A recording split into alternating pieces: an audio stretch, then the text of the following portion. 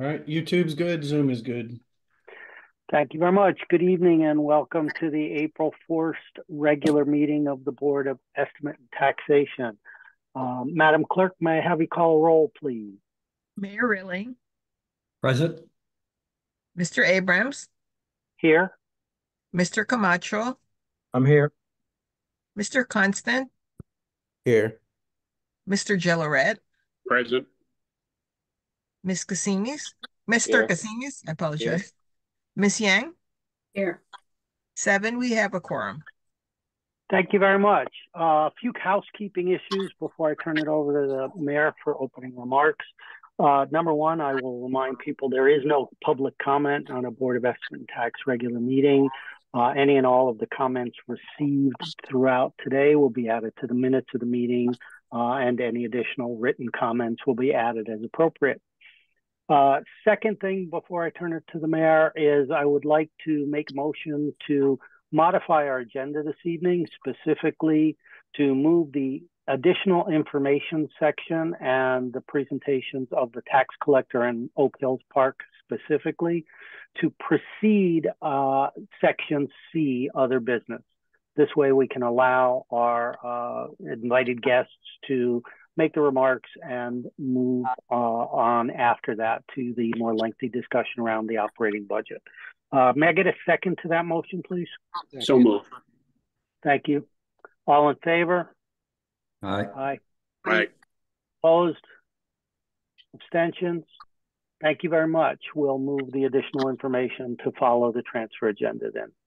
Mr. Mayor, with that done, I'd like to turn it to you for opening remarks, please. Thank you, Mr. Abrams.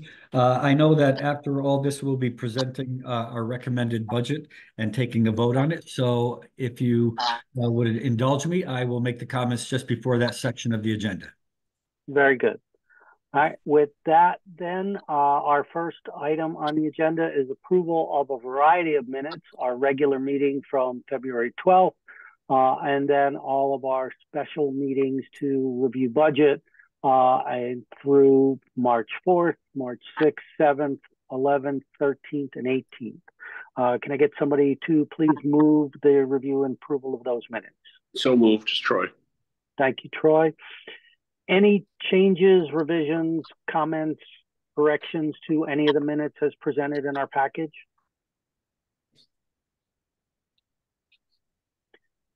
Seeing none, all in favor of approving the minutes as provided, signify by saying aye. Aye. Aye. Opposed? Abstentions? The minutes are approved. Tom, I will go ahead to transfer items. I believe there's 2 transfers on our agenda tonight on page 42 of our package. But Tom, do you want to take us through those?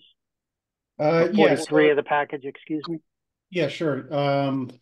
Just 2 items tonight, none of them contingency related.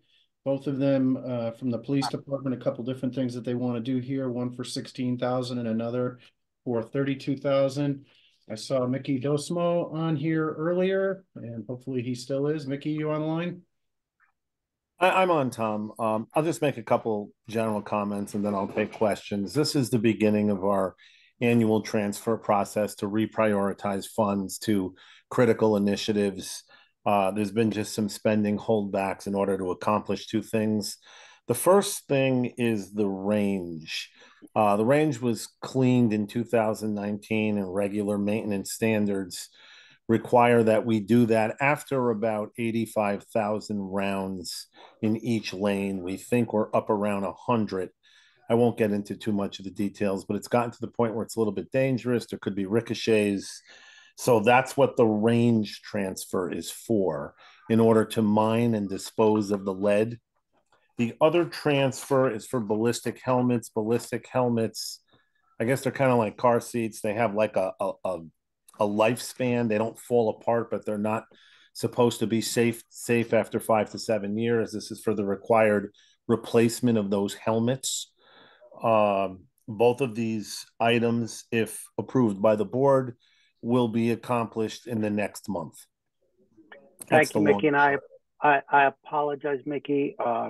Clerical error on my part. I forgot to move the transferred items for discussion and approval. Can I get those moved, please? Thank you, Artie. Thank you, Mickey. One quick question for me as it relates to the helmets. How many units are we talking about?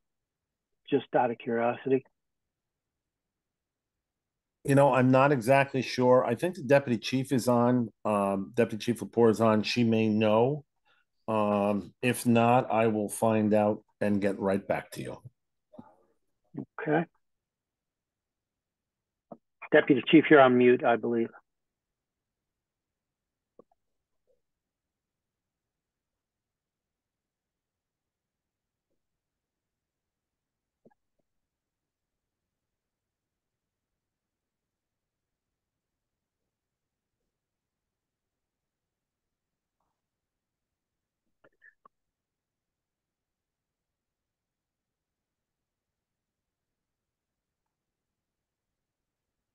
Well, we agreed no April Fool's jokes on this meeting. Technology's not supporting us in that regard. Okay, can you hear me now? Yes, we can. Thank you. Thank you. Yeah, so the helmets are for our ESU team, and I believe there's 30 helmets. Thank you. Thank you. Questions related to these transfers from others?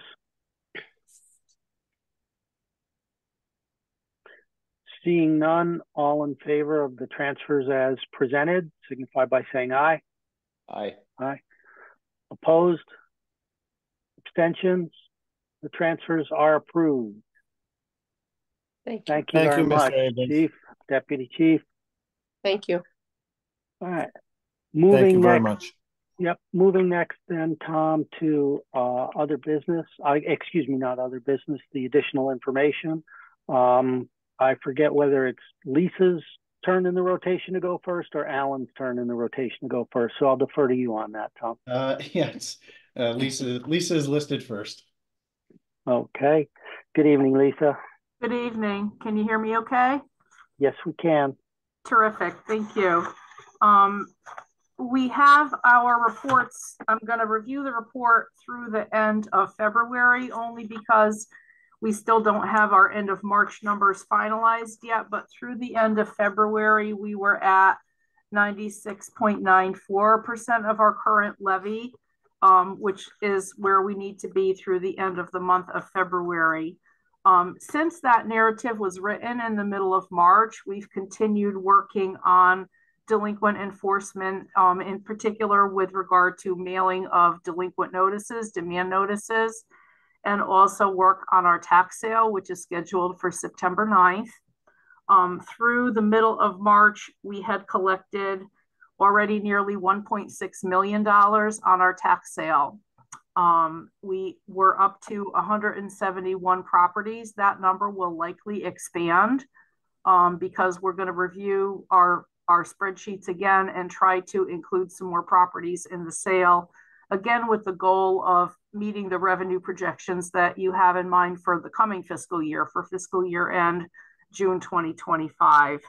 I'll have more information for you next month. I'll need to come before you at that time in order to have you review and potentially approve our transfer to suspense, our annual suspense transfer, and also to continue to answer your questions relative to the sale and to current collections. But things are where they need to be for us at this time. We're probably going to file our lien continuing certificates later this week.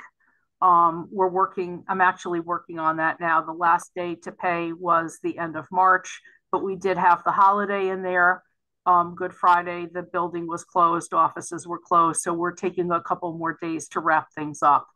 But the tax collector's office and our revenue for fiscal year end 2024 is where it needs to be, to the best of my understanding at this time.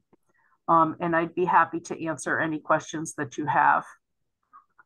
Thank you. Lisa, questions for Lisa? Thank you as always, Lisa, for the work that you and your team continually do on behalf of the city. We really appreciate it. You're welcome. Thank you. Now we move to Alan, Tom. Tom, you're muted. Yep, Alan, here he is. Yep. Mr. Chairman, thank you for the accommodation and moving me up. I do appreciate it. We're now in the 8th month of our operating the budget in the month of February.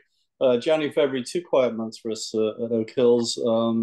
Just from an operating point of view, in the month of February, our revenue is down by about $20,000 compared to our budget. Mainly a lot was weather related, and some was the pace of the pickup of the ID cards. But I think we'll catch up on that as we go into March. We're already in March and April, so I'm not too concerned about that. Basically, revenue is doing okay. We're still $58,000 over budget after 8 months, so we're okay. We did get a bit back in the month of February. On the expense side, we did spend $15,000 more than our budget in the month of February. A lot of that was to do with getting the restaurant geared up and ready, getting all the vendors in to look at the Ansel system and all the the systems that have the kitchen systems, the refrigeration, and getting that up to speed so we can get the kitchens open for our new restaurant operator. Year to date, our expenses are $30,000 higher than budget. So if you had the $58,000 over in revenue, $30,000 higher in expenses, was still $28,000 ahead profit wise after our 8 months. So still okay, but just January, February didn't make budget. It's not all roses. We have to just be a little careful as well with our spending. Any questions on the finance part for the month of February? Nope. Just one quick thing. Obviously, we are now gearing up to open our restaurant. O'Dean's is our new restaurant operator. That's now public knowledge, obviously. They're at Ridgefield. They have the municipal golf course there. They do a good job. We're working with them. They've met with the Men's Golf Association a couple of nights ago, Women's Golf Association. We opened the halfway house up today, I believe. And we are working diligently to get the restaurant open. I think we're serving breakfast this week. And then we'll be opening the restaurant 1, 2, 3 weeks as soon as we can get everything. And the liquor license, we've got a couple of things to iron out with that. Our attorneys and their attorneys are working with the state of Connecticut just to iron that out. We don't have it in hand yet, but we anticipate we will within the next 1 to 2 weeks. So getting ready to open up, and we're pretty excited about that. That's it, Mr. Chairman. Thank you, Alan. Questions for Alan? No, I just want to say, Alan Troy, you did a great job with the transparency with the restaurant, and today was the opening day, and we look forward to it. Good job. Thank you, Troy. Appreciate it. All right. Thank you, Alan. That will conclude the additional information section of our agenda. We'll now move into the other items or other business, section C of our agenda. I'd like to suggest, again, just in the spirit of keeping us moving through things, Tom, maybe we do the second 2 items first, the statement on contingency and the capital transmittal letter, and then we can really focus heavily on the operating budget. Yes, I agree with that. Do you need to make a motion on that first or no? For safety's sake, I will move that we discuss items 2 and 3 ahead of item 1 on other business. May I get a second, please? Thank you, Artie. All in favor, signify by saying aye. Opposed, abstentions. Thank you. We'll go ahead and discuss the transmittal letter and the contingency statement first. Okay. Yeah, on the capital, I'm sorry, which one did you want to do first, Ed? We can do the transmittal letter first, Tom. Okay, yeah. So the transmittal letter is basically from the BET to the Common Council, just talking about what we ended up with as of the mayor's recommendations. And let me just pull it up here. And the amount, the total, hold on. $70,217,280 for FY 24-25. Right, and then there's, I believe 24.5 of that is related to the enterprise funds. So the key number is 45 and change, I believe. That is correct. 24,850 for enterprise funds, which is the Water Pollution Association and parking, and the remaining for the city and the Board of Education is 45,367,208. Okay, so that 45 million is the key number. You've probably heard talk over at least the last year, if not more, regarding keeping that number under 50 million. So with a fair amount of scrubbing and delaying projects, we are under by 5 million. Mm-hmm. Okay. Any questions or comments related to that as a capital cap and transmittal letter? Remember that it's kind of reversed for us with the Common Council on the capital budget versus the operating budget. We set the cap, they do the line item spent. So what if this amount is bonded, what does that bring our total debt outstanding to? Well, we don't really bond off of that. We bond off of our cash flows. We go out to the divisions and ask them on a quarterly basis, what are your expectations coming up over the next year? Well, actually, even further than that, several years, but we look at the next 12 months as a key indicator. So probably around when we get the numbers for the June 30th cash flow analysis, that will help us determine what we're going to require in terms of the annual bond offering in late July or August. So last year, I think it was 70 million. We are and have been coming up closely on the thresholds on that. So I think a large factor will be what the schools need. We see that Norwalk High is broken ground, so we may have to ask certain areas to delay some projects, but we really don't know until everybody gets their requests in on what they estimate over the next year to two. So let's piece that out then. So what is the current debt outstanding? I don't know offhand. Was in that sheet that I sent out that had the total. Was that? I for one am uncomfortable talking about these capital expenditures outside of a presentation which shows our projected borrowings over the years going forward, and how that is going to impact our ratings. Since I really don't know how close we're going to come to it and how much we're going to need to bond in advance for the capital expenditures for the school projects. May I make a comment? Please. Please. If I recall, before last year's offering, well, after last year's August issuance of the 70 million, we had a total of $450 million outstanding, ballpark. And Bill Lindsay, our financial advisor, after doing analysis and the change in the Moody's rating formulas, said that we had a limit of about 500 million before the AAA would be in jeopardy. So the thought would be that this year's issuance should probably be about 50 million. Tom, is that what you recall that Bill had said? Yes. So about 50 million for this year. And as Tom said, we go by cash flows because of the IRS requirements and mandates that we spend down whatever we borrow within a very tight timeline of 2 to 3 years. Okay. Additional questions or comments? So after this July's bonding, we'll be close to 500 million.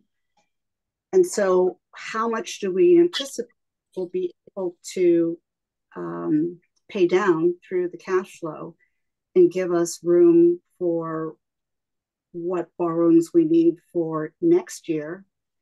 And what is the amount of capital that we will need to fund prior to getting our reimbursement for the high school, because I understand the high school was going to cost 289 million roughly. And I think we have to fund that before we get our reimbursements. So I'm curious as to how that gets funded and what the lag looks like, and whether or not if we have to fund $100 million, does that put us up at 600? And what do the rating agencies say? I just don't know the answers to that, and I think before we honestly talk about this and approving this capital budget as well as this operating budget, we need to know what kind of cushion we need to prepare for so that we don't lose our AAA rating. If we decide as a board we want to lose our AAA rating and we're going to go to a higher cost of capital, that's fine. But like this commercial residential shift, I don't want to be here a year from now saying, oh my God, what are we doing? So I haven't seen that presentation, and I feel very uncomfortable passing this budget and even passing this capital appropriation, even though it's in line year after year, without knowing what that looks like. Duly noted. Thank you, Ms. Yang. Any questions from any other BET members? This is Troy. Yeah, I tend to echo that. I think you got to look at these things together. You really can't look at them separately, one off. Henry, how do you handle this? How will the city, the bonding agencies look at the fact that we are going to be taking all the money, although we're getting 80% of it back? How will it, because we are going to spike up. How do they look at that? Well, the two key metrics for us that the bonding rating agencies look at is the absolute value of debt compared to our grant list and our revenues, et cetera. Right. And then the second is looking at the debt service costs, the principal and interest that have to be paid, and comparing that to expenses. So about 2 years ago, Bill Lindsay thought that 400 million was the limit. Moody's changed their analysis and they gave us credit explicitly for the very good 75% funding of pensions and 100% funding of OPEB, where we exceeded 95% of all the governments out there. So that's how he came to a $500 million limit. The last time I looked, the debt service ratio was at about 9.5%, and his analysis was that AAA Connecticut credits had no more than 10% debt service ratio to their expenses. So we're bumping up against both of those limits. And I would just remind everyone, it's not just the annual capital budget. There's historical capital projects that have been approved but not yet funded. So the reality, the only room we really have is that in our debt service every year, we're paying off some of the debt. So if you replace that debt with new debt, you're still at the same debt level, okay? But the needs and the requirements and the capital budgets are such that it didn't seem like that would be feasible. It's in the range of 20 to 25 million that gets paid down. And so I think the issue of the gross versus net on the borrowing, which you're asking about, and the state reimbursement, I think obviously that should be less risky than just borrowing without an expected inflow.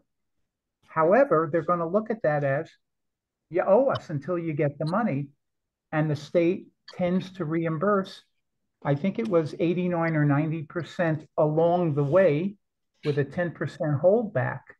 Then at the end of the project, a year or two after the project is completed, they audit and they they may make deductions and adjustments and say, let's say, for example, a swimming pool is not reimbursable.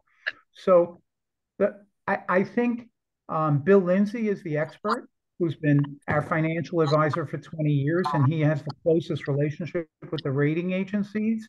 And he might be better able to answer that. I'm just doing the best I can with what my knowledge is.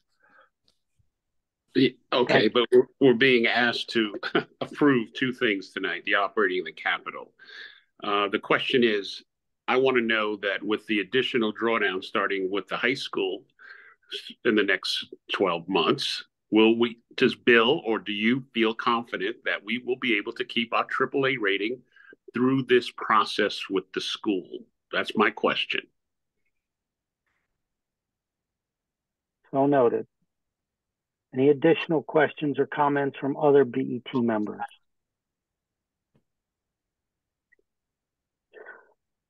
Tom, just a clarification from me. Are we on the same required deadline by charter to set it to issue a capital budget transmittal letter today, like we are with the operating budget? You still need to sign it. I think we probably have a day or two leeway, but it has to be soon. Well, if we have leeway, Mr. Chairman, if we have leeway, I would like to hear from Bill our guidance on what the answer to my question is. Understood, Troy. Thank you. I'm trying to figure out how much leeway that is because Tom's talking about a day. I don't know that by rule, we have to give 7 days notice for another meeting for Bill to come and present to us. Do we have that flexibility from a time perspective by charter? If I might, Chair, I mean, the charter provides that BET is required to forward the capital budget on or before April 1st of each year. So same as the operating. Thank you, Tom.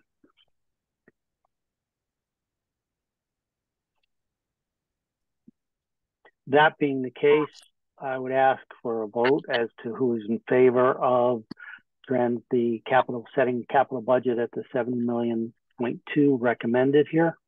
All in favor signify by saying aye. Aye. Aye. 4 in favor, all opposed.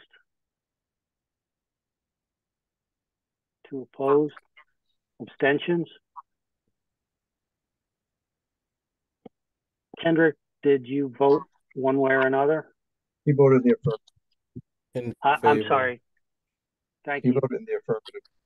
All right, then we will go ahead and I will sign that letter. We will approve that budget. However, I will note, Tom, that I would like a special meeting on the agenda for Bill to come and address the questions raised by Mr. Jelleret and Ms. Yang, please.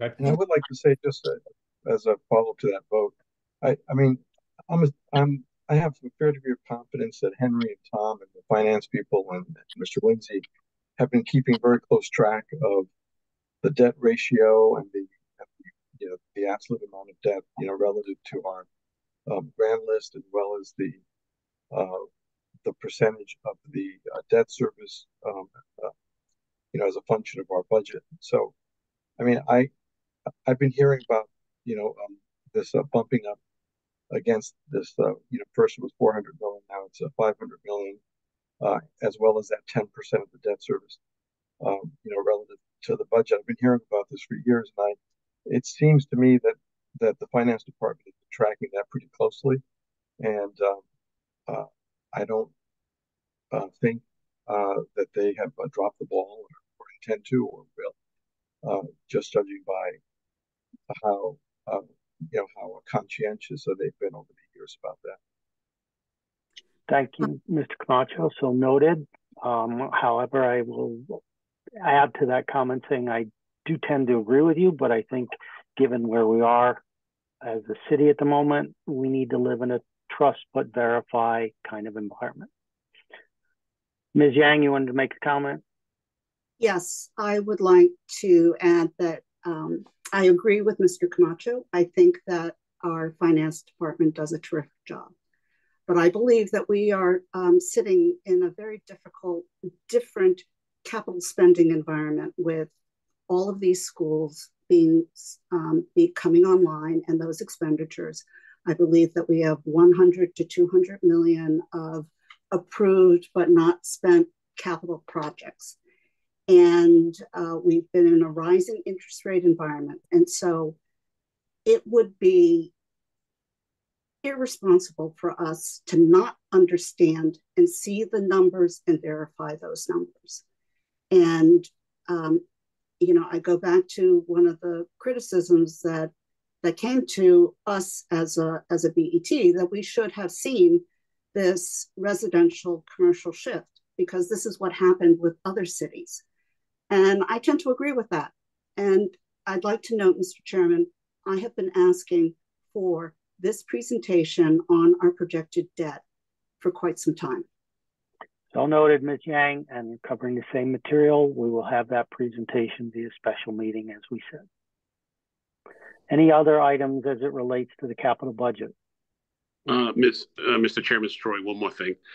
With regard to Ed's comments, I agree. Up to this point, I've been fifth year. The finance department is very helpful, and Tom's done a great job as well. But I have to say that the fact that we did not get this, that we were told at the beginning of this process last month that the phase-in option wasn't even something that we consider, and now here we are with, I'm looking at phase-in options all over the place. It just goes to show that sometimes, like you said, verify. We need to have that going when we're so close to the line right now. Thank you. Thank you, Troy. Any other comments? Let's move to the contingency tracker, please. Yeah, no change on that. For the second month in a row, no requests for contingency. So at this point in the year, 8 months under our belt, we still have just under 600,000 remaining. So I think we're in good shape, barring any major surprises. Thank you. Any questions related to contingency? All right, let's move then to the heart of the discussion for this evening, the upcoming fiscal year operating budget. Before we turn to comments from various members of the BET, Mr. Mayor, I'll turn it to you to opening remarks on this topic. Thank you, Mr. Abrams. Thank you to the members of the BET. Certainly, thank you to our finance department. We've been working diligently to scrub down where we can, finding additional revenue and trying to put together a budget of which we can be comfortable. First of all, we've evaluated the open positions within the city, which are significant, and I've ordered a complete hiring freeze. And I recommend that the Board of Education do the same thing. That will give us an opportunity to evaluate which positions are needed, which ones we might be able to do without, or where we might have some opportunities for consolidation of function, making sure that we try to be as responsible as possible. At the end of this fiscal year, as you know, we're going to be reconciling our budget based on our spending that we are analyzing. I believe there will be some money, some funds left over that we can carry over into the next year. And I talked to Tom Ellis today, who reached out to our consultant, Mr. Lindsay, regarding the rainy day fund. I know we're looking at taking $8 million from the rainy day fund. I've recommended that we take another $1 million, and Tom is quite comfortable that we will still be able to maintain our AAA bond rating. And the rainy day fund is called that for a reason. And if you look around, it's doing more than raining right now. We're in a tsunami. And it's something that I think might be appropriate this year to take an extra $1 million out of there. Over the past several years, using the 4th taxing district as an example, we've done what we can to keep taxes extremely low. In 2018, we had a 1% increase in the 4th taxing district. 2019, a 3.9%. As you know, in 2020, we flat funded. We had a reduction. Also in 2021, 3.2%, 2022, a 0.3%, 2023, 2.6%, and 2024, 1.9% increases. So we're trying to be responsible in our funding and keeping our taxes as low as possible. We recognize the tax burden. Also, all the members of the BET and all the members of the Common Council are also taxpayers within the city of Norwalk. And we understand the pain. We understand the situation we're in. And so we want to try to move forward again, putting together a budget that we're as comfortable as possible with. And thank you to all who work so hard. We've been scrubbing the numbers and trying to get down as low as possible. So that's all I have. Thank you. Thank you, Mr. Mayor. Tom, do you want to take us through the final scenario that you sent us a few hours before this meeting, just for the benefit of the board, so we all have the numbers squared away?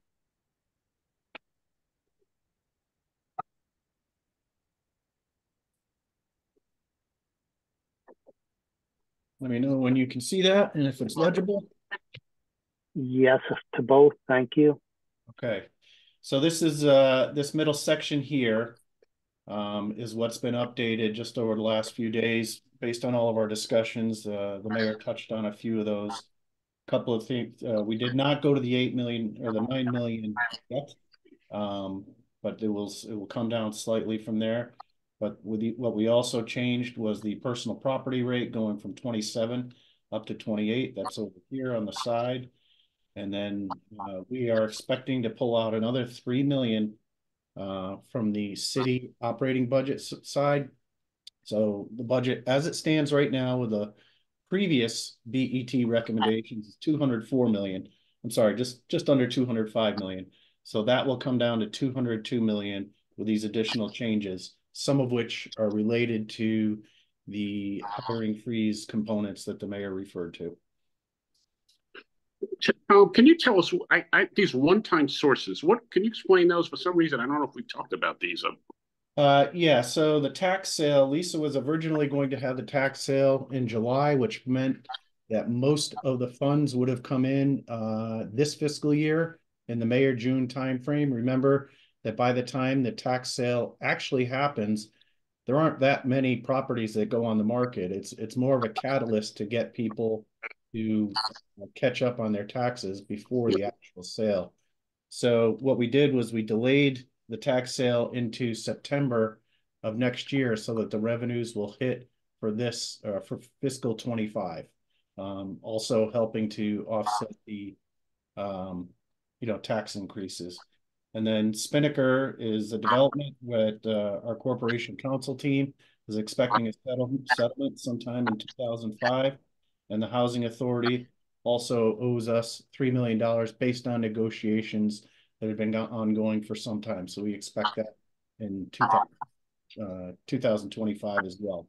But again, for any of these calculations in the out years, these one-time sources obviously are not included. So, Tom, one follow-up question from me then on the tax sale shift in date. Is that going to affect the current fiscal year revenue projections at all? Is this a simple game of left pocket, right pocket there, or is that truly incremental revenue that we're going to see that will not have a negative impact this fiscal year? We think the majority of it will be next year. In fact, Lisa sent out the first notification and it's already coming in. She's already getting additional payments this fiscal year. But there's still a lot of, interaction going back and forth between her department and taxpayers to resolve it. So the vast majority of it will hit in 2025. Thank you.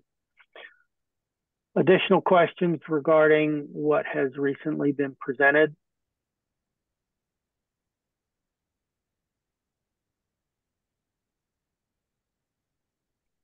All right. Seeing no additional questions, what I would like to propose that we do, all of us having had an opportunity to review various scenarios, the most recent presented here, the scenarios we reviewed last Friday, which included flat budget, which included parts of the budget down 5%, etc.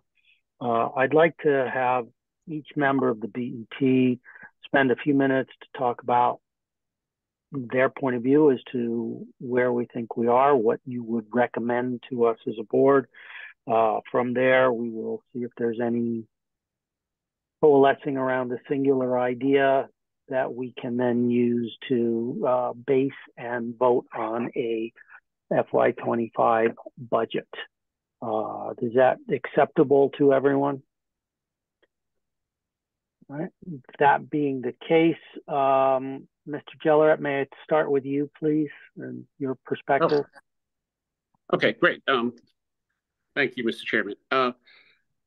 Just like to say, this is my 5th year on the budget, than the BET, and I have to say, obviously, this is the toughest situation I've experienced. Obviously, going through the pandemic and stuff was a challenge, but this is an unexpected challenge, and I think it's a catastrophic situation, which I think is requiring tough choices.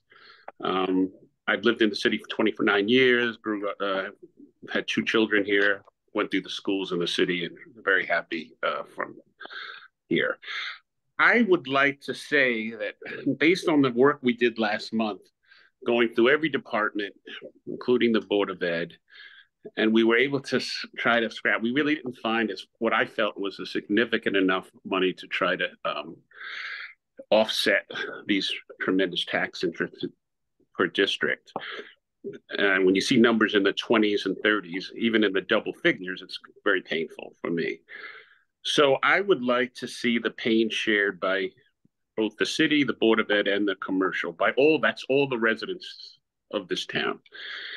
And if the way I was looking at it, I felt that when you do look at, and it's not up on the screen now, I know the latest one, but the flat budget we looked at did show over a phase-in period of 4 years, did show, it's a difficult situation, but at least it does show that it's a pain absorbed by all 3 branches of the city. I think it's my fiduciary responsibility being on this board to try to preserve. When I got on this board, I said my goal was always to try to keep this as a AAA rated city. And as our capital budget, this is why I don't like separating the capital budget from the operating budget in these discussions, because they're all tied together. And if we lose our rating, and that the biggest line item we have is the debt service, and that number, within highest interest, or when you lose your AAA rating, your interest rates go to a different level, and that number is going to really spiral. So, my feeling is I would like to see the 4-year phase-in, but I don't want people to be fooled because they see lower tax increases because of the 4-year phase-in. I still think there's room to be done. And I asked for 5% at the last meeting we had on the department thing. But I would prefer to see a flat budget this year. Keeping in mind, by the way, that we have a lot of projects online in the city that will come on the commercial side. We all drive by them. The Y project, the Wegmans, the one across the street from the Y, the South Norwalk train station. And these will help our tax base and help the commercial side. So as we roll into the next evaluation, which will be in 5 years, I think it will soften the blow. So that's my position. Thank you. Thank you, Mr. Jelleret. I'm just going as order as I see people on my screen. Mr. Kasimis. Thank you, Ed. I think we all know we're all taxpayers. We all live here. We work here. We shop here. We play here. And, from my side, a pastor, we do a lot of outreach community. We did that big Easter egg hunt just at the Green. We love this city, and we want to do what's best for the city. And I know the entire community has been emailing us. We're listening, but we got a difficult decision to make. We got to do what's best for everybody. Me, I'm on a pastor's salary now. I used to be in corporate. I was in corporate for many years. 10 of those years, I was a director for a big pharmaceutical company. I had millions and millions of dollars in my budget. But when the vice president says you got to cut your budget, you cut your budget. You don't say, I can't. It's not doable. You cut your budget or you're fired. And you live with it. And you cut where you can, that it doesn't affect your business unit and your operations. now being a pastor, where our church is, I get calls constantly from people who are homeless. People need money to pay their rent. Everybody's got challenges. It's a very tough year, and we have to be very careful with what we do because, I mean, honestly, an increase in my taxes, I've cut as far as I can in my house, and my wife works full time as well. And for my tax to go up, I'm going to have to go find it somewhere. I don't know where. I haven't gotten there yet. Hopefully. One of the points I want to make is, I was a Board of Ed member for many years, 6.5 years. And the first year that I was on there was a $4 million deficit. We had to cut $4 million out of the budget. And we spent all night till 1:30 in the morning. I'll never forget it. And we went line by line by line, and we found items that we could cut. I don't think we laid anybody off, but we found some extra things, and we did it. And then the next year we were $2 million in the black. I went over the Board of Ed budget. Again, it's because what I know. This is strictly my opinion because I was on the Board of Ed. I'm familiar with it. The last time I was on the Board of Ed was 2017. And in the last 7 years, the Board of Ed budget has gone up over $60 million. It's a lot of money. That's about $9+ million a year. And I understand contractual increases, but the number of students has stayed the same for the last 7 years ago. And next year, they project the same amount of students. So that's a lot of money, $60 million for the same amount of students. I've asked several questions from the Board of Ed. Unfortunately, I didn't get the right answers. Not the answer I was looking for, but I just didn't think they answered the question properly. I'll give you an example. I looked at central office administration. In 2020, they said they had 18 certified administrators. Today, three years later, they have 32. I think they need less, not more there. In comparison to paraprofessional teacher assistants in the classroom in 2020, they had 197. Today, they have 130. So I think they need more there, not less. I think there's some things that they can do to change that. When I ask about the $7 million in other professional services, the answer is vague. It's just professional services. There's no detail in that line item. Now, when I go to the city side, there's services that we can't do without as a city. Like I said, my church is trying to provide services to people who come off the street or need help. The city needs to function. The city provides a lot of services to the citizens. And two of those is fire and police. We can't cut those off, those departments. We need them. There are certain departments, a blank reduction across the board. I don't think it works. Every department is different. Some departments can afford to cut. Some others can't. When it comes to the phase-in, I think it's a no-win situation, whether you phase it in or you just hit it all at once. I don't think there's no way you can win on this. But I hope most of us saw what Alex Knopp wrote.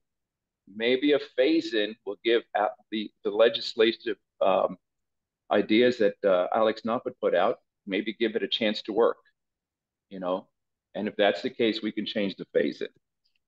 I just don't like kicking the can down the road. Phasing it in kicks it down the road, the debt. It's no guarantee that the budget's going to stay what we said it's going to stay. Could change. So that's where I'm at. The debt service, of course, we've talked about. It's a major concern to me. I don't think it's sustainable. I think we have to keep an eye on it. But I know Tom Ellis and everybody else is doing a good job keeping an eye on it. They have a great track record. So that's where I'm at. Thank you, Mr. Kasimis. Mr. Constant. All righty. All right. So I believe it's crucial to address some key points that were raised by fellow residents.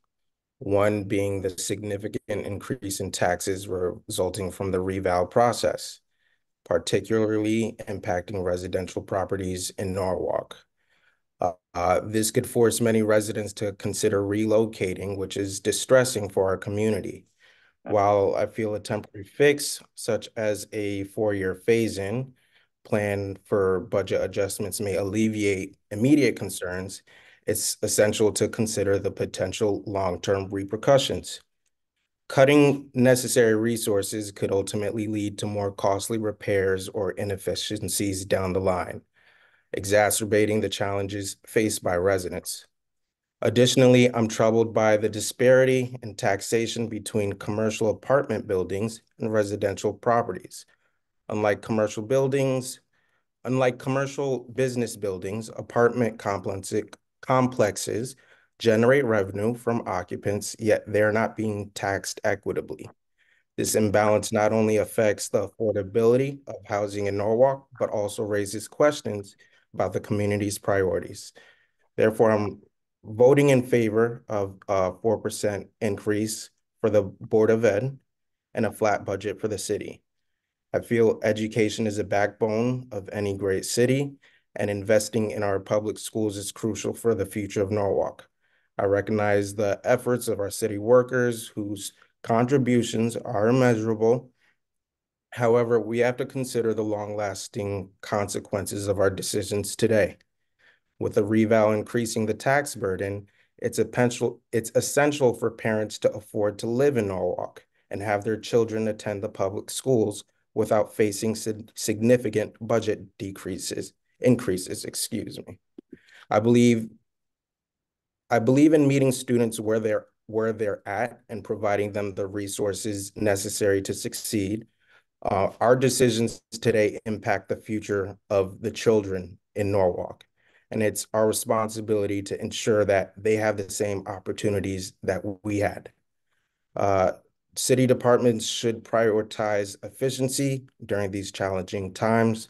While a flat budget isn't an every year occurrence, during these difficult times, we should look for ways to be more efficient and streamline operations. Thank you. Thank you, Mr. Constant. Ms. Yang?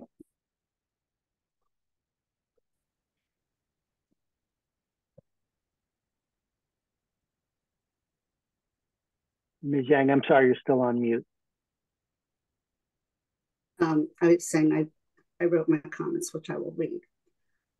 First, I would like to thank the public for everyone's thoughtful and recent comments. I have read every single one and taken all of the comments to heart. There were a few that were critical of this board and management of the city, and I would like to say, in many respects, you were right. We should have been much more prepared and prescient to see and find the right course of action. We need to do better, especially in the area of our looming debt burden with all the capital expenditures that are planned.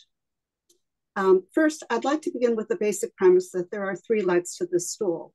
Troy has mentioned this as well. The first is residential, the second is commercial properties, and the third is city and Board of Education spending. If we pass this budget with no phase-in and a 4% increase in the budget, the residents bear 100% of the problem. If we pass this budget and add the phase-in, commercial will bear some of the issue. If we pass a flat expense budget, then the city and Board of Education will bear some of the pain as well. We have a big problem, and every leg of the stool must support each other. So, two topics to discuss, the assessment phase-in and the operating budget. I'm going to address the easier one, I think, first, which is the assessment phase-in. And I will probably go into more detail than some of my colleagues since I have analyzed this idea in great detail.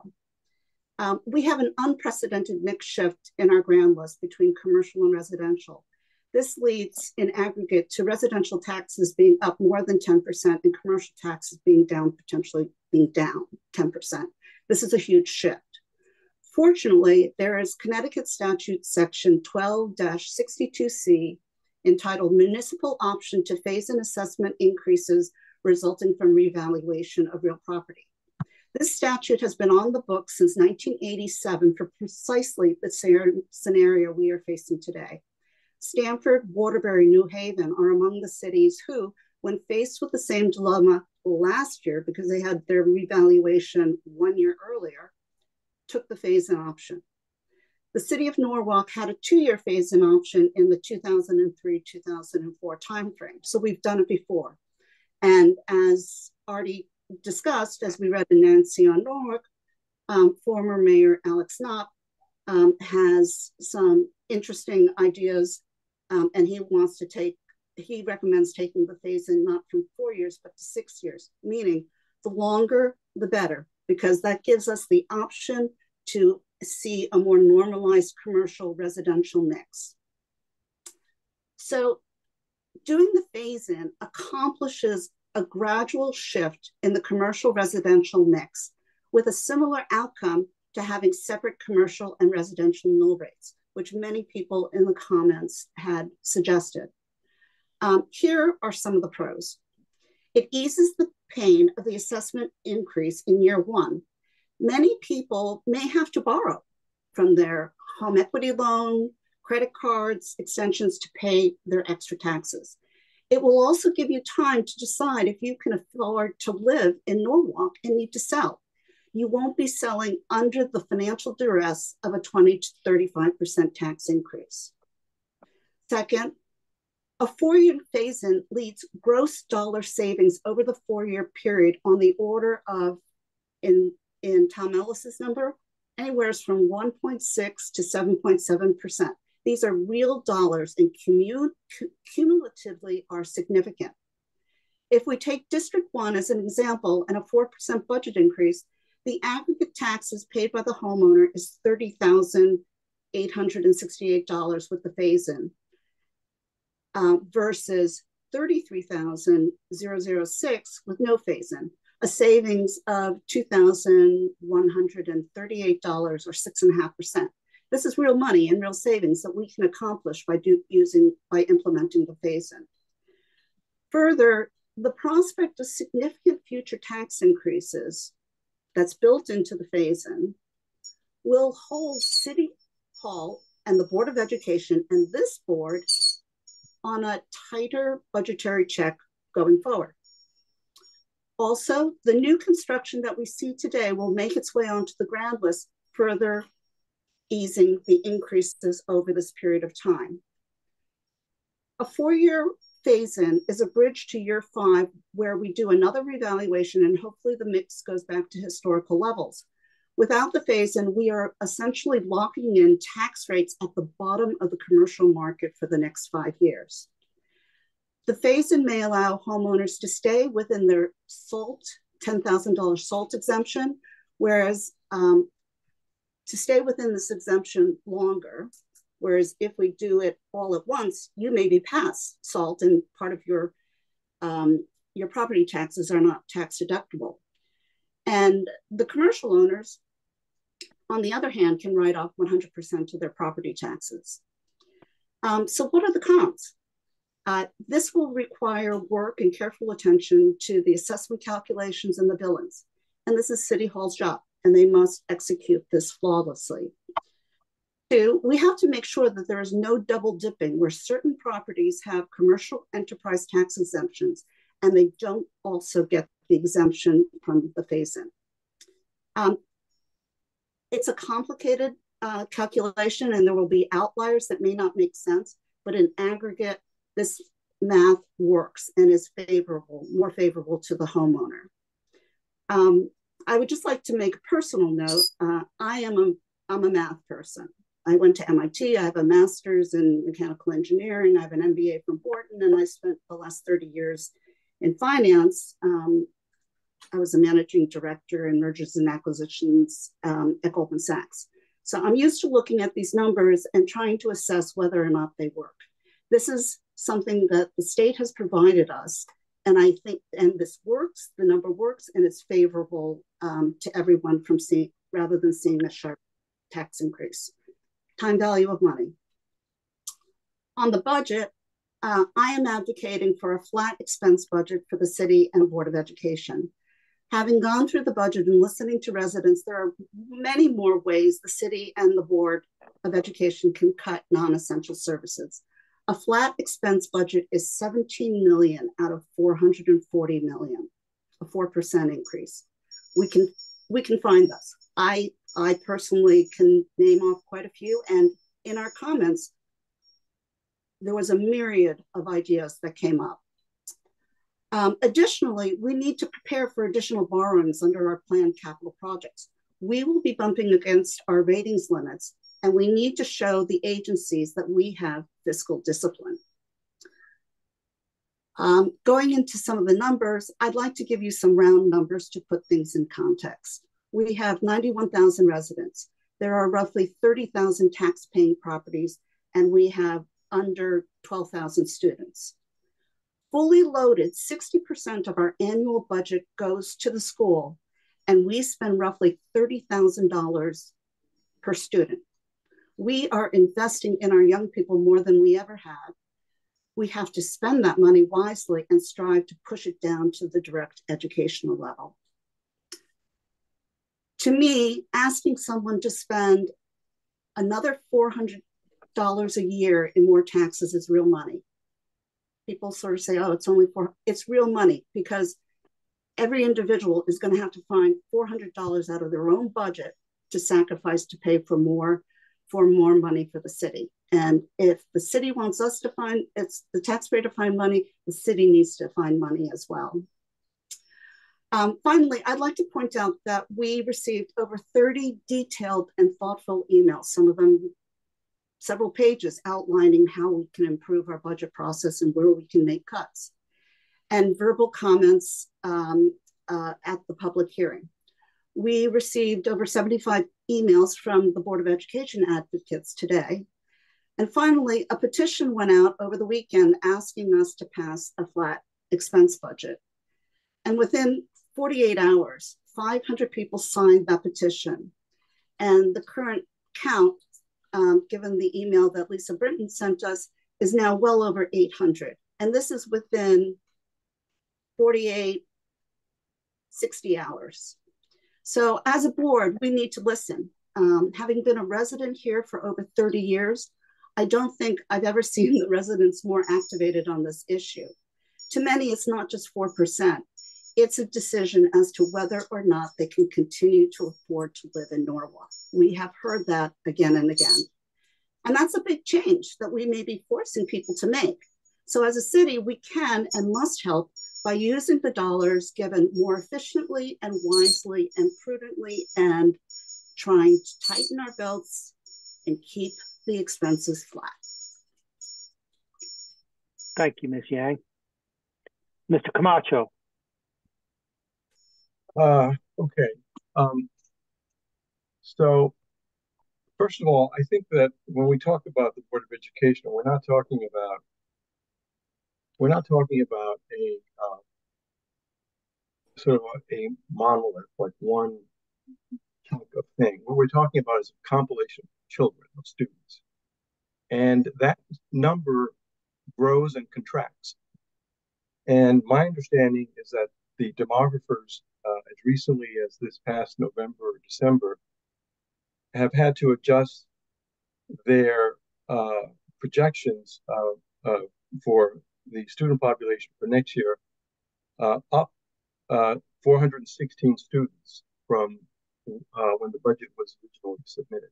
So we have 416 additional students as we speak, and that number is fluid. And we're talking about a Board of Education that I think all of the parents in Norwalk increasingly are enthusiastic about. And I think that we have people who are moving into Norwalk and people who are postponing moving out of Norwalk, because the Norwalk school system has shown a great deal of promise over the last couple of years. So I think that now is the exact worst time to flat fund the Board of Education.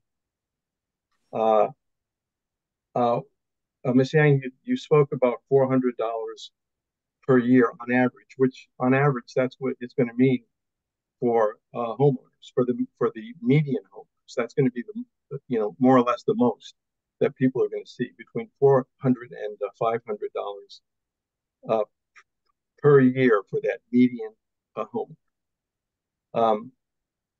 That's about 40 plus dollars a month. I can assure you that the vast majority of parents of these children that we're educating in the city are going to be more than happy, but not happy, but certainly will be compelled to pay that $400 increase for the sake of their children. And that's about 40 bucks a month. And we're asking to flat fund a Board of Education that is on the verge of, I think, achieving great things in this state. We're asking to flat fund them as an alternative to paying each of us about 40 bucks a month more.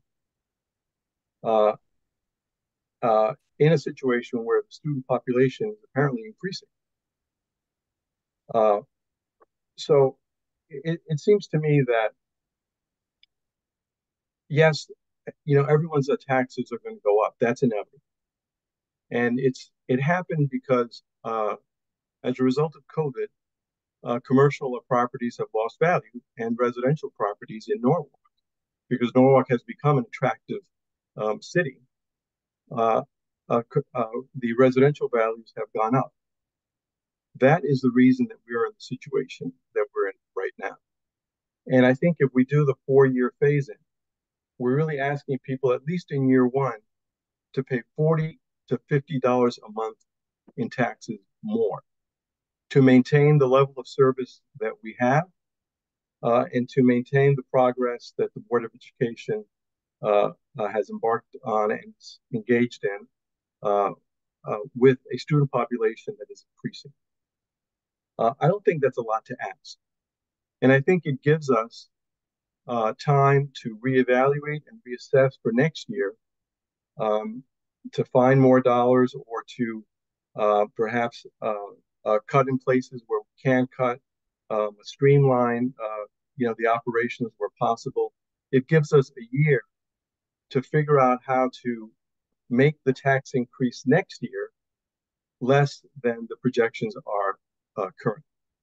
And so we're asking the city of Norwalk to pay $40 a month, the median homeowner, $40 a month more for the sake of the children and for the sake of the services that the city of Norwalk provides. And I think that the cost, the pain that we are about to inflict if we decide to vote, number one, against the 4-year phase-in, and number two, to flat fund everyone, the pain that that's going to cause has to be weighed against $400 a year or under 40 or maybe around $50 a month at most in taxes. So we're all in this together, and I think unfortunately people's taxes are going to go up. That's inevitable. But it seems to me that to maintain the level of service that we have, both on the city side and the education side, when we have a situation that was created in part by COVID or in large part by COVID, and in part because the city of Norwalk has become so attractive that people are moving here and residential values are increasing, to ask for that level of pain, to inflict that level of pain for $40 or $50 a month more seems to be a bit excessive. And so I'm going to vote for the budget as proposed.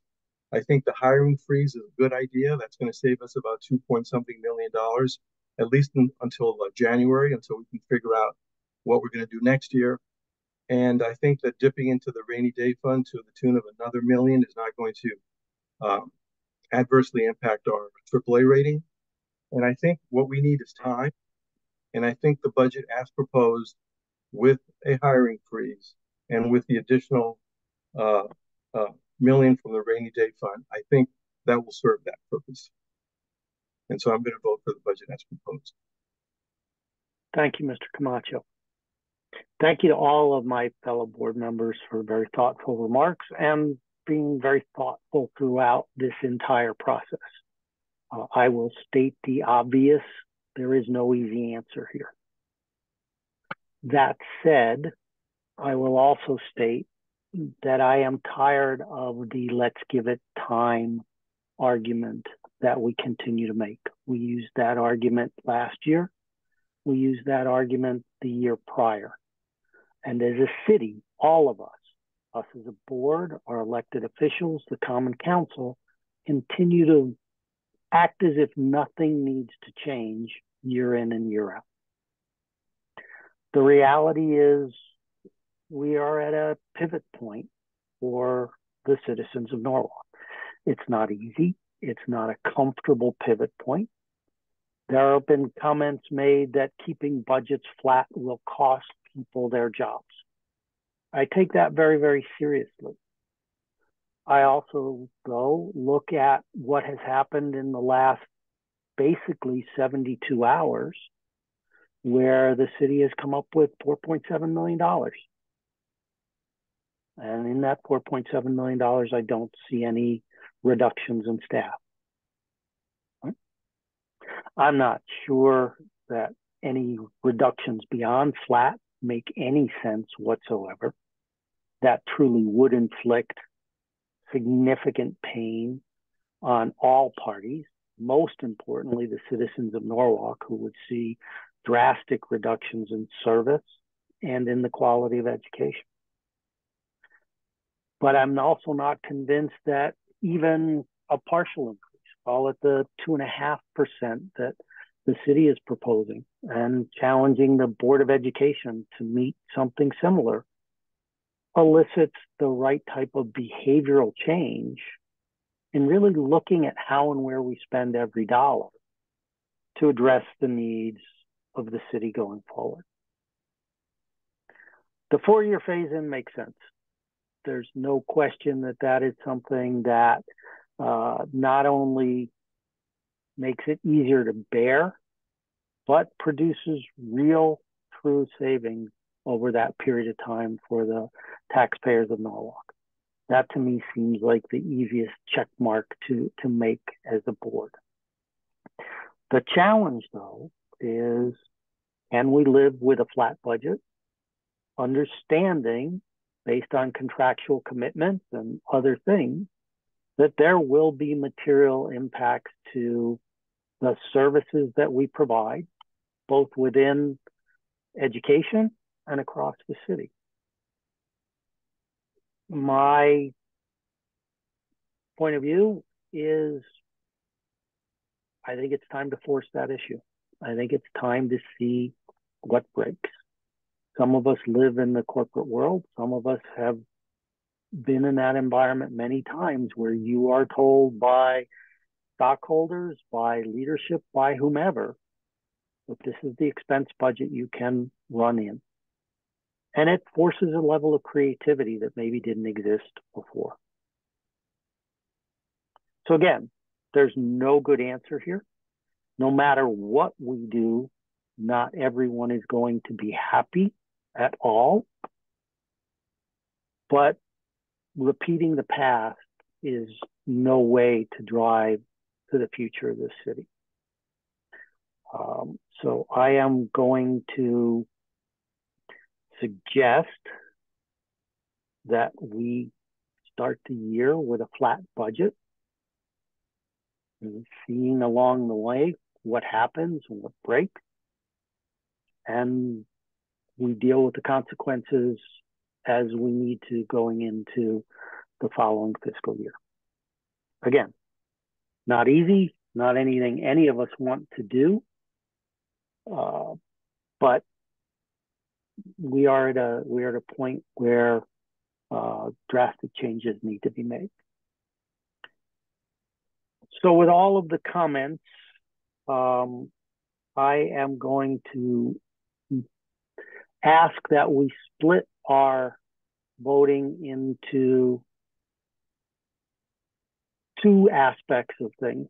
First, I will ask for a vote on the operating budget overall. And then I will ask for a separate vote on the 4-year phasing of that of the overall situation. And perhaps, go ahead, Ed. Yeah, may I ask a quick question? What does so the flat budget, what tax increase will that result in? Because that's going to result in a tax increase, I said, as well, because of the shifting of the. Yeah, if you'll give me that. That was the material that was presented last Thursday.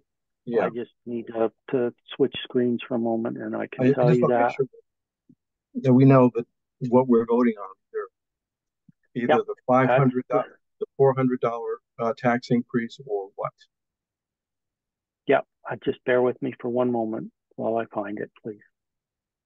I've just got too many different screens open.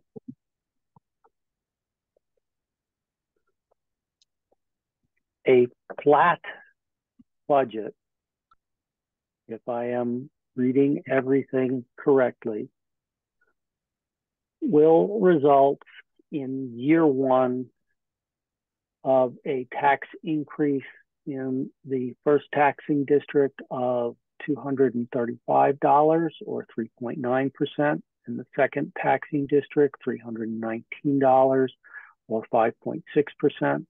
In the third taxing district, $192 or 2.5%. In the fourth taxing district, an actual decrease of $6 for minus 0.08%. In the fifth taxing district, a decrease of $168 for a decline of 1.8%. And a decrease in the sixth taxing district of $146 or 0.8%. And that's doing a 4-year, and that's doing a 4-year phase-in? That's doing a 4-year phase-in. So we're saving $100 by doing a flat. For instance, in the first taxing district, we'd be saving $100 or $100 and some dollars. Actually, we're saving $200. $200 on average, $200 per taxing district. So that's what we're going to be voting on. We're going to be voting on $200 per year tax increase. The difference between a flat fund, between a flat funding, the city and the Board of Ed, and the voting on the budget as proposed. It's $200 per district. On average, correct. However, that I do want to state though that difference I am giving you is compared to the numbers that were presented tonight, which is a 2.39% increase on the city side and a 4% on the Board of Education side of things. Exactly. So that's not much of a difference. Not much of a difference at all. And the pain that we're going to be inflicting is, and the thing is, let's wait until it to see if it breaks. I don't think that's a very good strategy, honestly, because for $200, we don't need to take that risk. If I may, can you have Tom Ellis give us the numbers right now? Because I believe we're at 3.5 for the BOE and 2.39 for the city side as this is presented in the center column. So it's not 4% and 3% or 4% and 4%.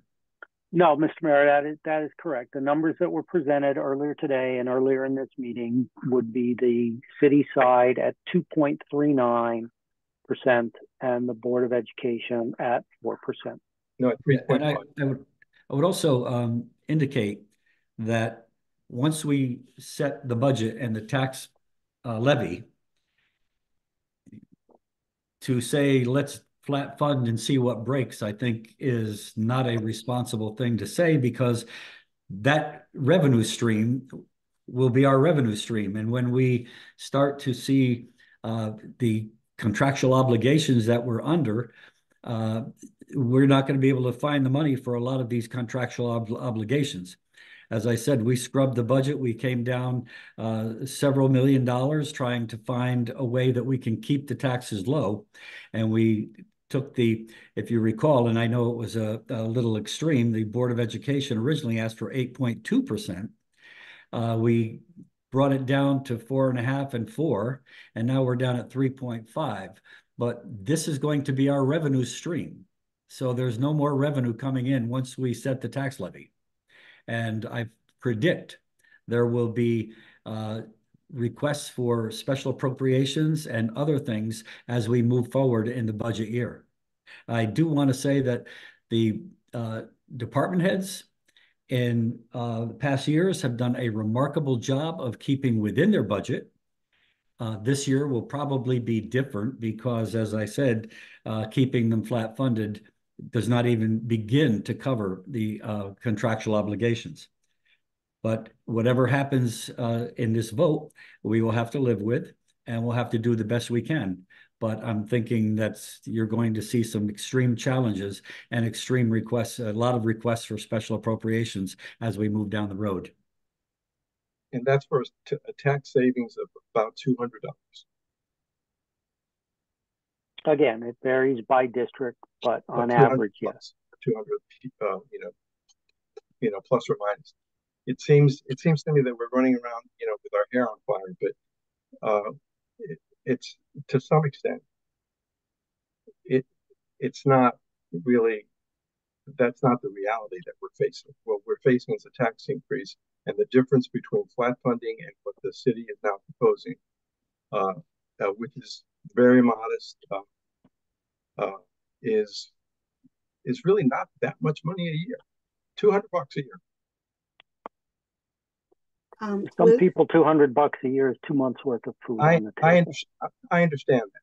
I understand that, but for I think the significant majority of people, $200 a year in exchange for the services that we get, and the Board of Education, educating our kids at the level that we've expected, or that we've come to expect. I think for many people, I would say the majority of people, that is something that the taxes increase every year anyway. I mean, they don't stay stagnant. So they increase every year. I think people expect that. I think $200 a year is not out of what people would expect in any event. With all due respect, Mr. Camacho, every year we go to these numbers and it's the same thing. It's only another $100. It's only another $400.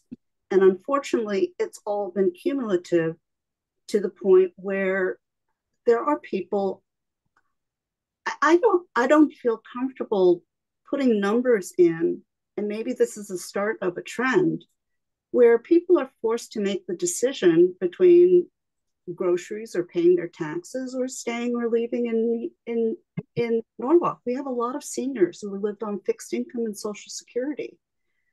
So every dollar, I think, makes a difference. And, we have to start somewhere. We have to start to show some fiscal discipline, especially given where we're going to go with our borrowings. And we're showing it by proposing a budget for the Board of Ed of 3.5 and for the city of 2 point whatever it was. Hang on, the budget for the Board of Ed right now is at 4%. 4%, Ed. No, we projected 3.5. If you look down there, is that correct, Tom Ellis? No. These the mill rate adjustments are indicative of a 4%. We didn't touch that. Yeah, we're looking at 3.5 down here. We're looking at 4% and 2.39, Mr. Mayor. Okay, we talked today, and we were talking 3.5 for the Board of Ed. Well, I'm telling you what we're looking at. I think you speak to Tom. Yeah. Also, look, people are found they have to tighten their belts a little bit. I think people will use the dollars that they are given more efficiently, and we may end up with a better, superior product at the end of the day. Mr. Abrams, can I get some clarity around how we're voting? Is it, are we voting on the operating budget and the phase-ins, or BOE and city budget separately? It is a singular operating budget. The BOE component and the city components are within it. We have not yet decided if we are going to propose a flat budget or if we are going to propose something other than flat. Either the recommendation that came in late today of 2.39 on the city side and 4% on the Board of Ed, or if we want to do something else. I take into account Mr. Camacho's comments, right? Again, not so much from a dollar figure perspective, because we can all make numbers dance, but from the perspective of, are we going to do damage to the level of services we provide, both on the city side and on the education side. It's a very valid argument for a relatively small difference in the two options. Mr. Abrams, if I think what we have to do is, because listening to the BET members speaking, making their comments, I don't think we have consensus in any one direction. So I think in order to vote, we're going to have to put something out on the floor. Somebody's going to have to make a motion to make a vote. I'm getting there, Mr. Mayor. We're still in discussion. Because I'd like to get something that we have some general agreement on. Mr. Chairman, this is Troy real quick. Yes, I just wanted to clarify something that you said, and I think Ed or the mayor followed up on. You said we just set it and see how things go. No. That's not. No. I don't think that's what you meant. No, I think we meant if we set it, however we set it, it's what it's going to be. Yeah. And people have to live within it. Yeah. Yeah. Better stated. My comment stands as retracted. Look, I'd like to propose one other idea to this board for reaction.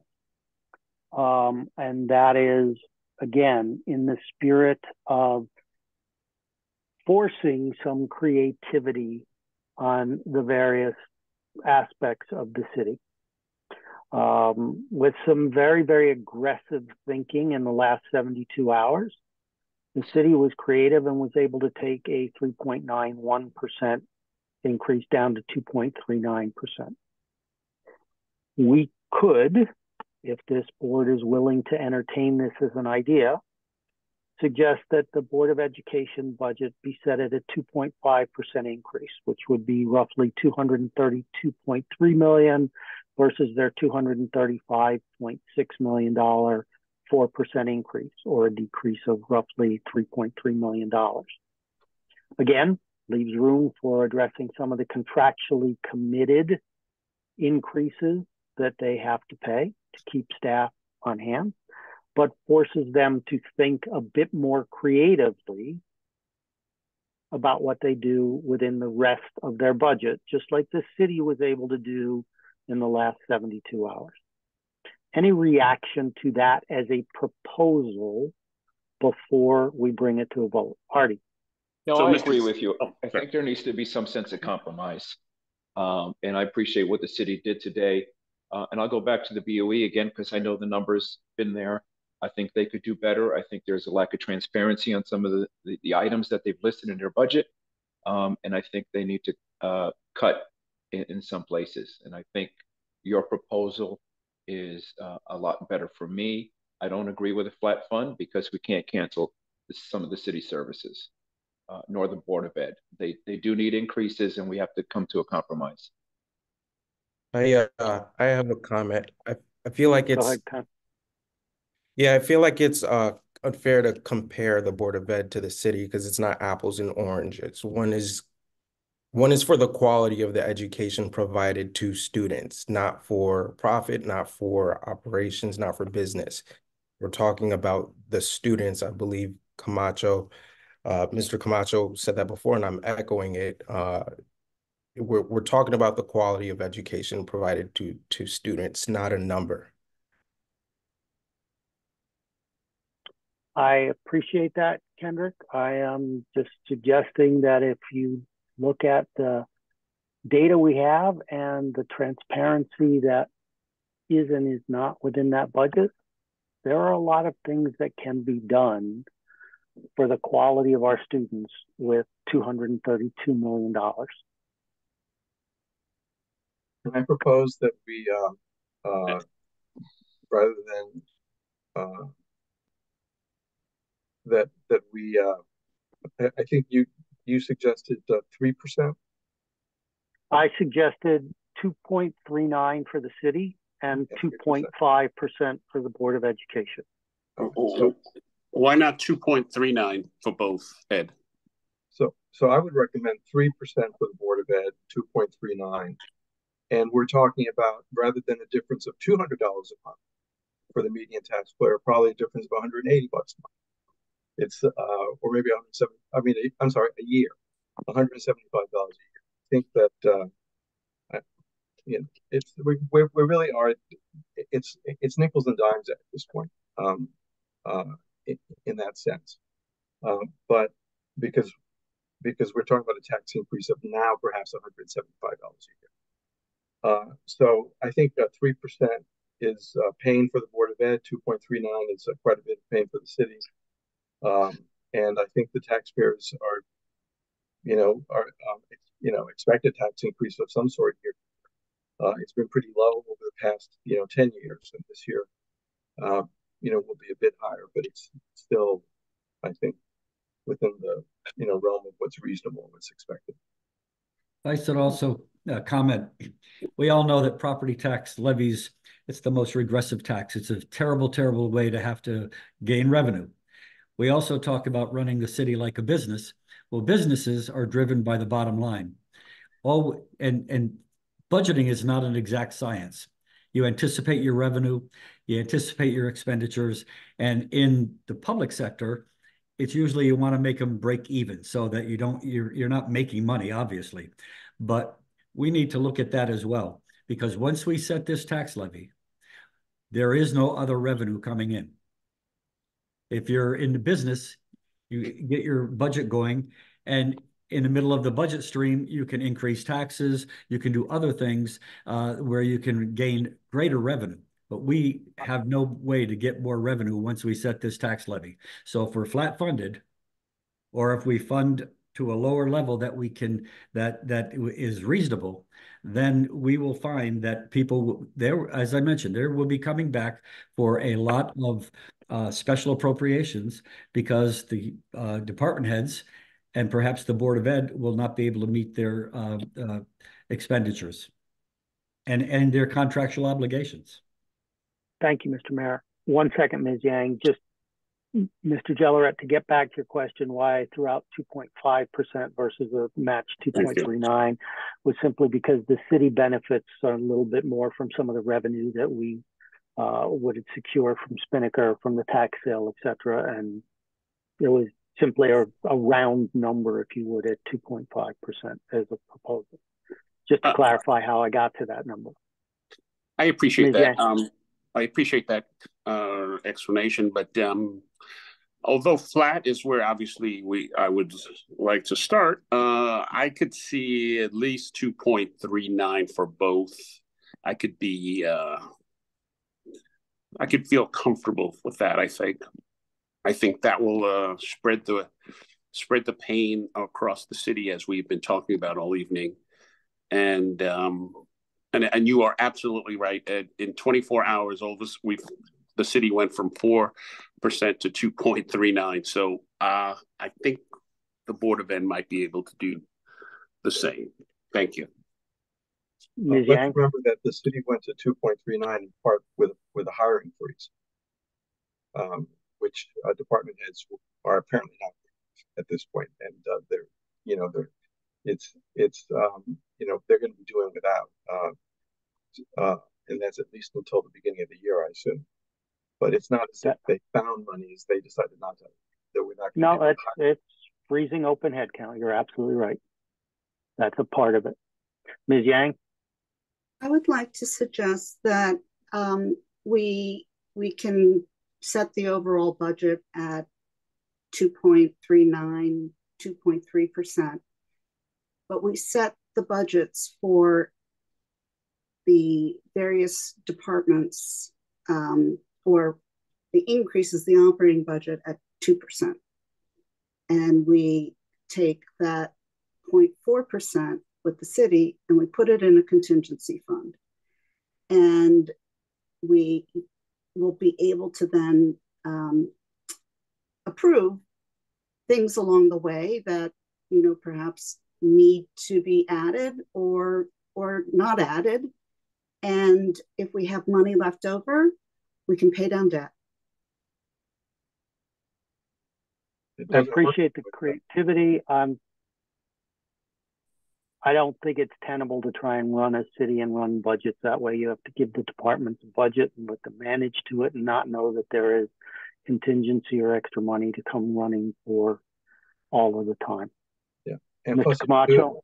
if you put it in contingency, it's still the same.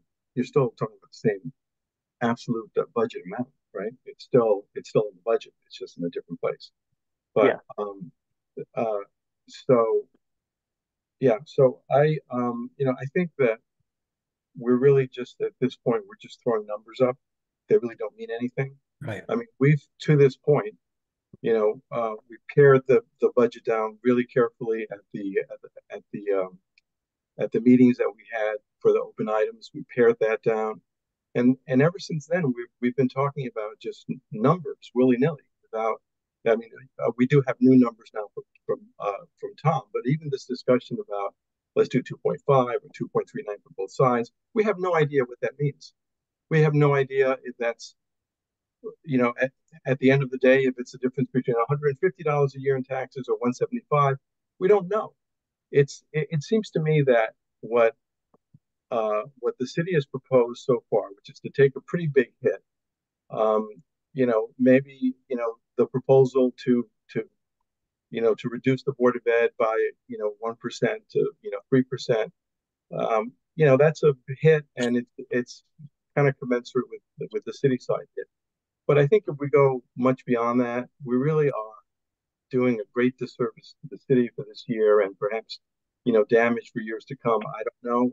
But once again, I just keep reminding people we're talking about 175 to $200 a year.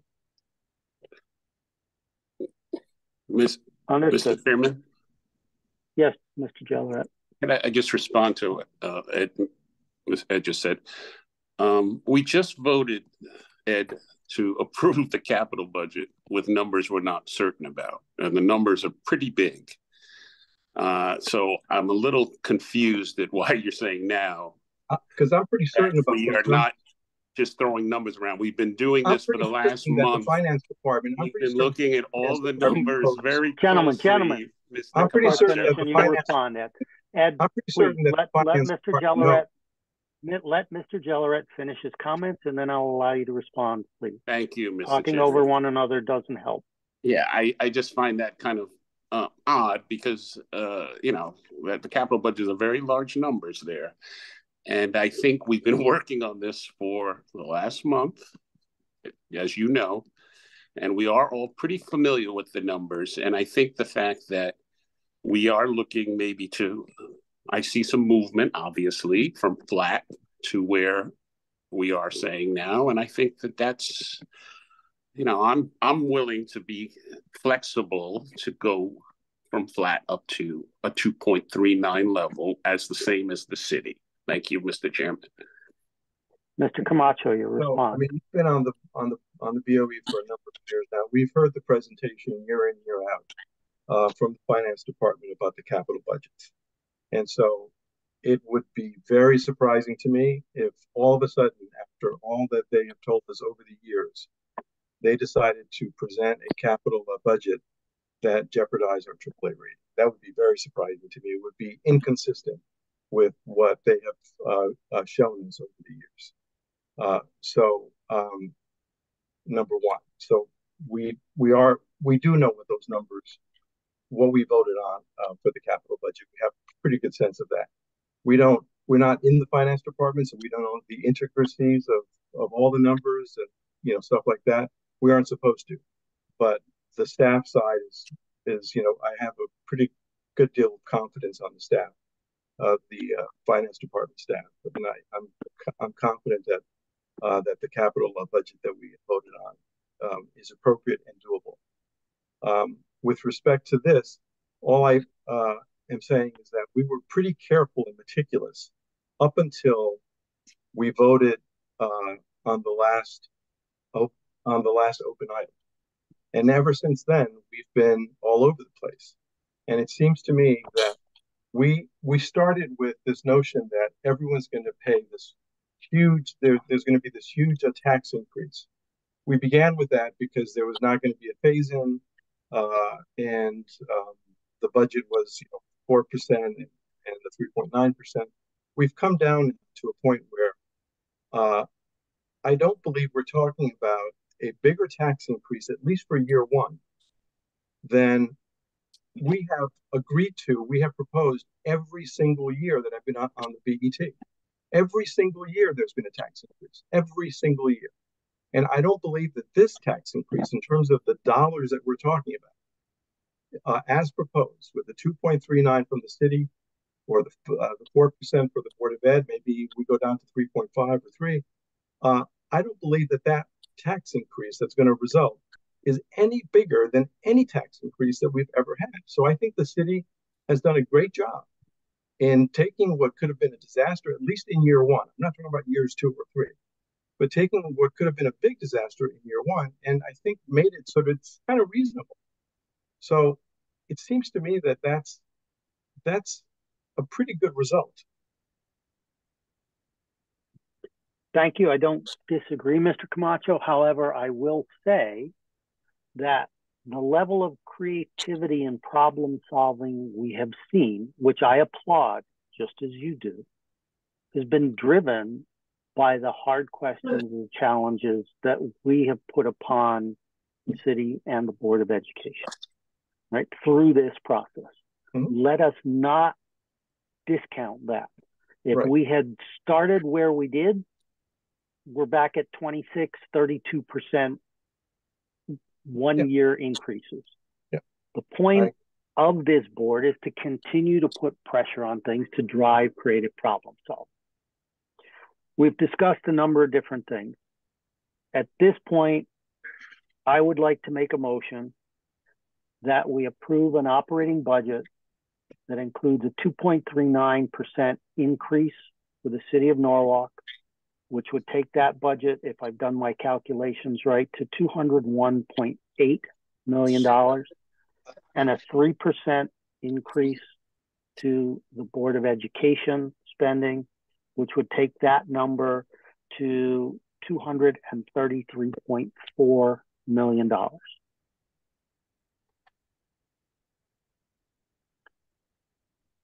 May I get a second to that motion?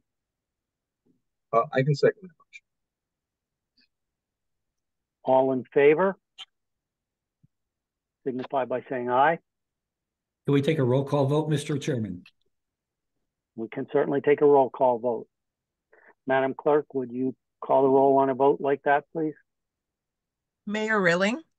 Yes. Mr. Abrams? Yes. Mr. Camacho? Yes. Mr. Constant?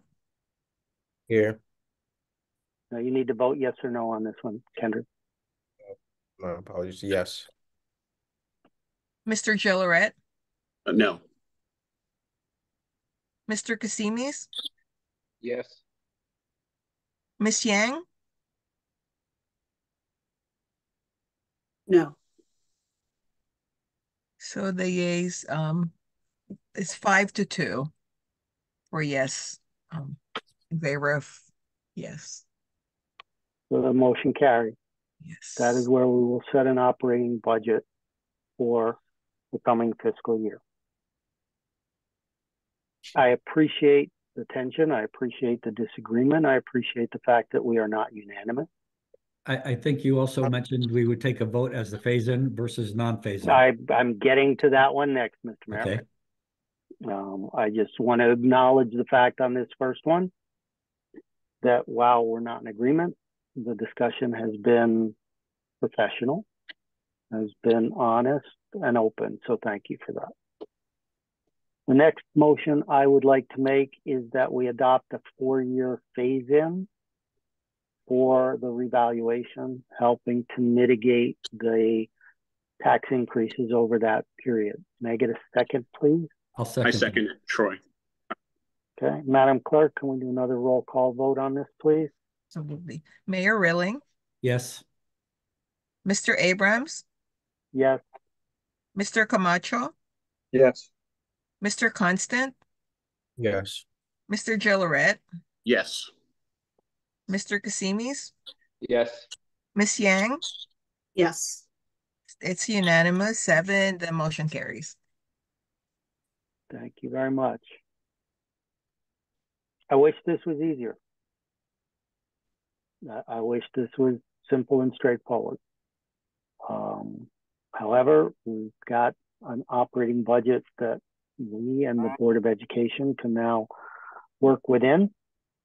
I would implore everyone to continue to challenge themselves and be creative in solving for this budget. I'd also like to point out that, again, in the models we looked at, that 4-year phasing sets you up for small increases going forward in both city and Board of Education budgets. We need to hold ourselves accountable to those numbers as we go forward. With that, any closing comments from any members of the Board of Education or the Board of Estimate and Tax on this topic? Mr. Cassini. Ed, I just want to say thank you for guiding us through it. I know this is a difficult thing for all of us, so thank you. Thank you. I'd like to with the second pay, that. I guess. Ed, I'd like to second that. Not easy, but we made it through so far. Okay. And thank you all. I agree as well. And I also like to thank the members of the public who have weighed in on this commentary as well. Thank you. Absolutely. Mr. Mayor, any closing remarks from you? As I've said all along, this has been a very grueling process, not easy. Budgeting is not an exact science. I know that people on the Board of Estimate and Taxation have listened to the constituents, and I appreciate that.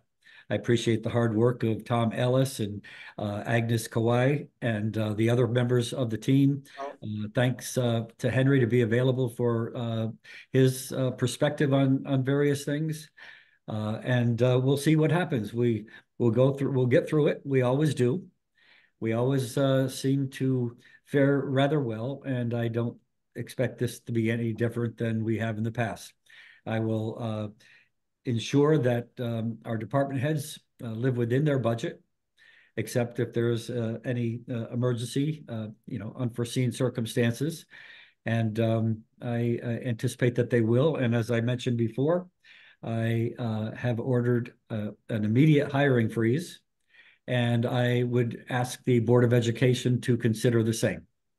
To find the necessary staffing, it will give us an opportunity to try to eliminate positions that perhaps have been vacant for a period of time, thereby showing that maybe we don't need those positions, and other opportunities to find some job consolidations where we may be able to combine function.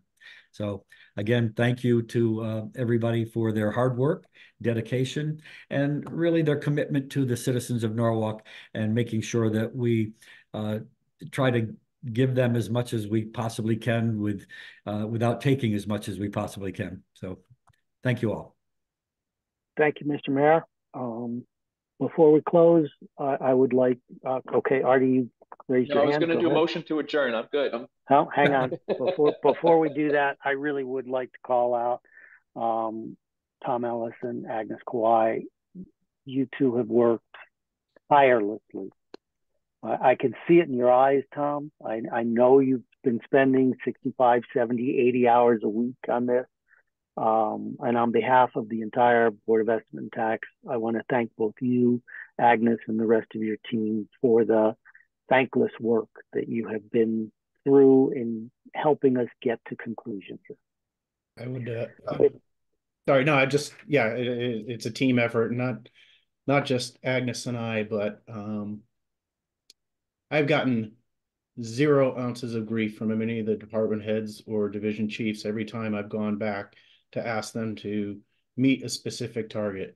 And, it's been, in some cases, as many as 4 times. So there's been a lot of cooperation on the other side.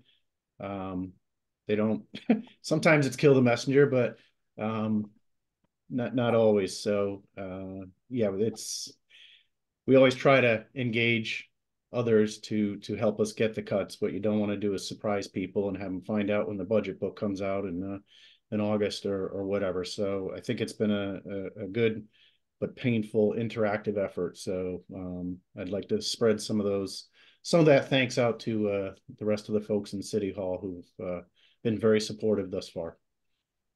I'd also like to give a shout out to Tom Livingston, who has put in hours and hours and hours of work as well. And he has a tremendous insight into the budget process, and it was very helpful to have him as well. So I didn't want to leave him out. Thank you very much, Mr. Mayor. With that, may I get a motion to adjourn, please? Motion to Thank adjourn. you, Artie. All in favor? Aye. We are adjourned. Thank you very much, ladies and gentlemen. Have a nice evening. Thanks, Ed.